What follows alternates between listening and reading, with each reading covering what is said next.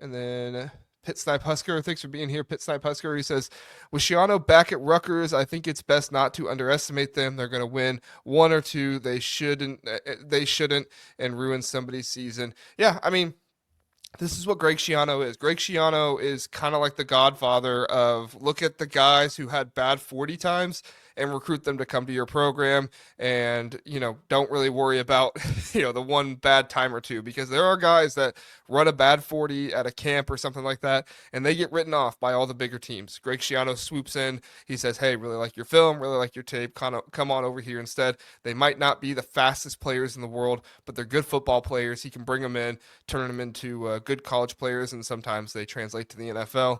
And I mean, Greg Schiano has made a living off of that at Rutgers. He made a living off of that at Rutgers when they were in the Big East, and He's made a living off of it, doing a good job being a bowl eligible team more often than not at Rutgers now. So, Jeff, any thoughts on those? Yeah, I was going to say Rutgers goes into the next category, which is I call it my mixed bag in the middle recruiters. They're kind of, and they are in the middle, as you can see there, rows 9, 10, 11. Go to the previous table, though. Let's take a look at the Big Ten one. Rutgers specifically, I could just tell you, Chris Ash was a disaster, not only on the field, but recruiting wise, it was really, really bad. You can see those classes, 3 of the 4 classes, 17, 18, and 17. Under Schiano, it's definitely improved here. It hasn't been great, but it's been good. Frankly, they come in at a decent 11.8 average. So they're 11th in the Big Ten in recruiting. Their national 5-year average is about 40. So they're recruiting like a top 40 program. But the win percentage for Rutgers last 5 years, which, includes Schiano's time, is only 43%. Now that includes 4 or 5 years in the Big Ten East, right? So that's a big factor here in a lot of cases. But the bottom line is he needs to win more now. I mean, I don't mean big time, but he needs to win more now. Not to squeak into a bowl game, but get into that 8-4 level.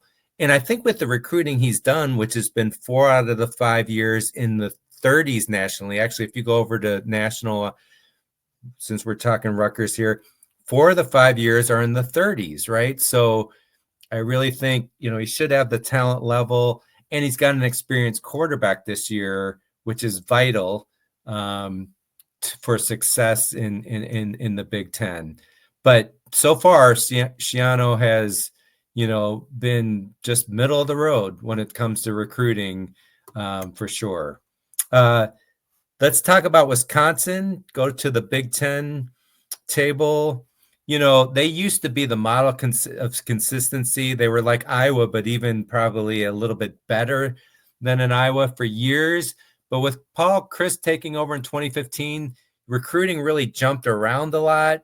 If you look at this, it's, 11th, 13th, 9th, 7th, 5th, but then back to 12 and 15. So jumping around a lot. Under Fickle, he's had the 7th best class 2 years ago, and then this most recent class 9th. So then that's good. Still kind of middle of the road a little bit. The winning percentage of the last 5 years is 55%. It's been brought down by the fact that Fickle is 12 and 13 in his 2 years in Madison, which is really bad. He took a gamble on the air raid offenses, which we all know under Phil Longo that didn't work, and so. I think the hope for Wisconsin is Fickle is recruiting well. And that, frankly, that's why Wisconsin fans still have been patient with him despite being frustrated. It's why the administration of Wisconsin is going to be patient as well. He needs to hope that Jeff Grimes, the new offensive coordinator from Kansas, return to the power running game, play strong defense, return to their roots. Hopefully that will produce some better results, but they face a really tough schedule. But clearly, Wisconsin, middle of the road. Another middle of the road team is Michigan State, and they've been on a roller coaster ride the past 6 years thanks to the sad Mel Tucker saga.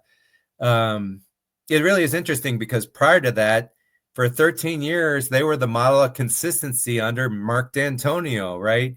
He did kind of what Barry Alvarez almost did for Wisconsin when he came on board. He recruited well, but not great, established a great culture, and won a lot of football games. If you look at Michigan State under D'Antonio from 2016 to 2020, you know, 5th, 10th, 13th, middle of the road recruiting. But if you coach well, you can get really good results with that. Mel Tucker came in, and once he got settled, he had the 5th best class and then the 6th best class in 2 years in the Big Ten. And nationally, those were top in the 20s, I believe, for Michigan State under Tucker. And then the allegations hit, everything fell apart. They had the transition to a new coaching staff, and that saw Michigan State have a 13th ranked class in 2024. And so, really all this coaching, unsettled coaching is just going to just hamper your recruiting and set your program back for years. And the 5-year winning rate reflects that. They're only winning at 48%, which for Michigan State compared to what D'Antonio did, that's very disappointing. Jonathan Smith has a great reputation, but it's a little bit worrying. Their Big Ten rank in this most recent class was 16th. That's 56th nationally. That's not good. Now, you got the transfer portal, which can be a factor, but we talked about this. High school recruiting, if you want long-term success, you're going to have strong high school recruiting. So that raises some questions in my mind on Jonathan Smith. I know it's just 1 year, but that really surprised me that he hasn't done better. Maybe they haven't aligned NIL resources.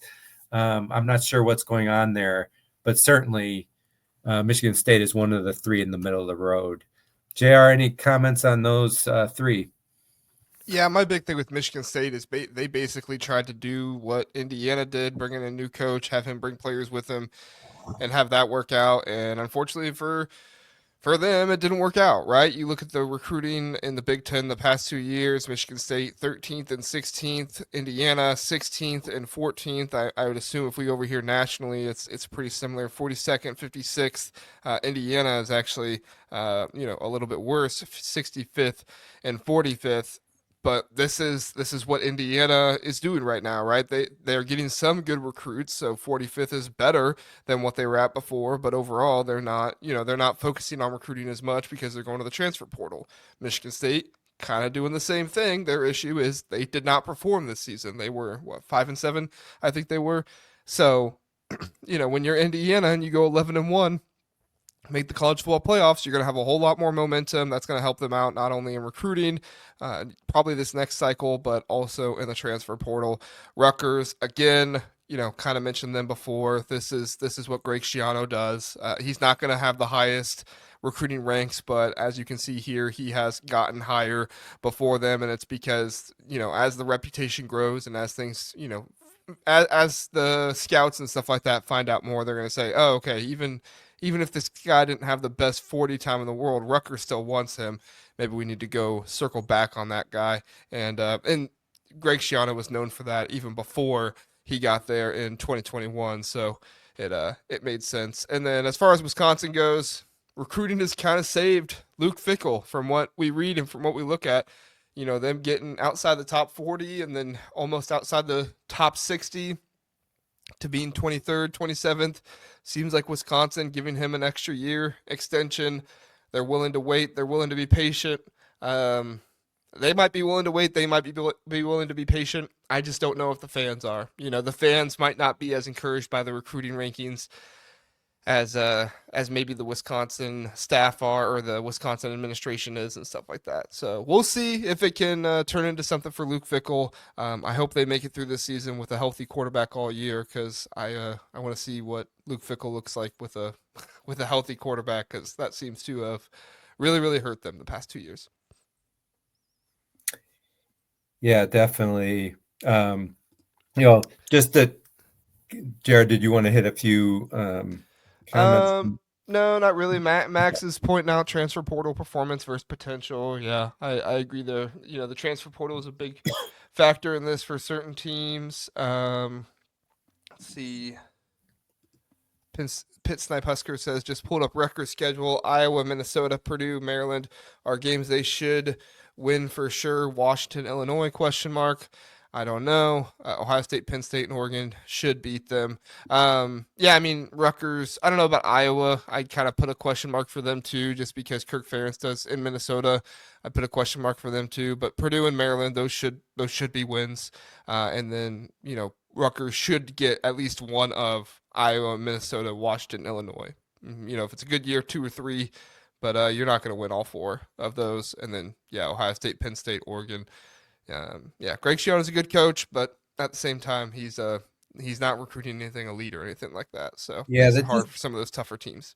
disappointment for Rutgers was this past year is when they had really the cake schedule. One of the probably I believe they had the second easiest next to Indiana in the Big Ten, Yep. and they did have injuries for sure, but people were hoping for 8-4, maybe even 9-3. People were talking about Rutgers maybe being the surprise team, and it just didn't happen. So, but I do think I do think he's a good coach. I do expect, but we've talked about this in the past.